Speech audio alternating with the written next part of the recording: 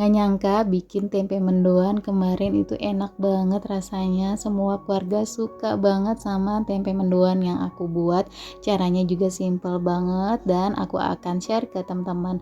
Yuk kita bikin sama-sama. Pertama-tama masukkan 8 sendok makan munjung tepung terigu, lalu masukkan bumbu-bumbu yang sudah aku tuliskan. Kemudian di sini aku pakai bawang putih yang fresh ya. Ini aku udah ulek halus dan aku tambahkan dengan 1 batang daun bawang. Nah, ini kalau daun bawangnya makin banyak, ini makin enak ya, teman-teman. Boleh teman-teman tambahkan. Ini kita aduk-aduk sampai tercampur rata. Kemudian masukkan 230 ml air putih atau airnya bisa dikira-kira sesuai dengan kekentalan yang teman-teman mau ya. Nah, ini kita aduk lagi sampai tercampur rata.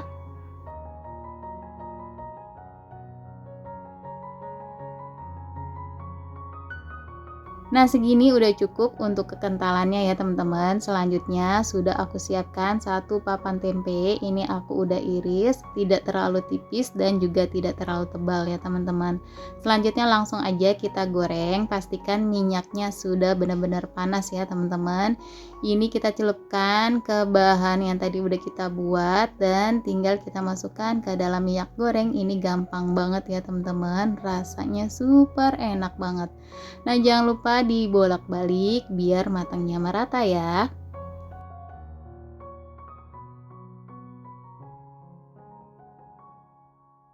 Nah, kalau udah kecoklatan kayak gini langsung aja diangkat ya teman-teman. Nah, ini dia tempe mendoannya udah jadi. Ini dari tampilannya sangat menggoda banget ya teman-teman. Ini makannya dicocol dengan sambal kecap ya teman-teman. Ini mantul banget dan bikin menggoda banget. Ini ditambah lagi makannya sama nasi hangat. Wah, ini bisa nambah berkali-kali ya teman-teman.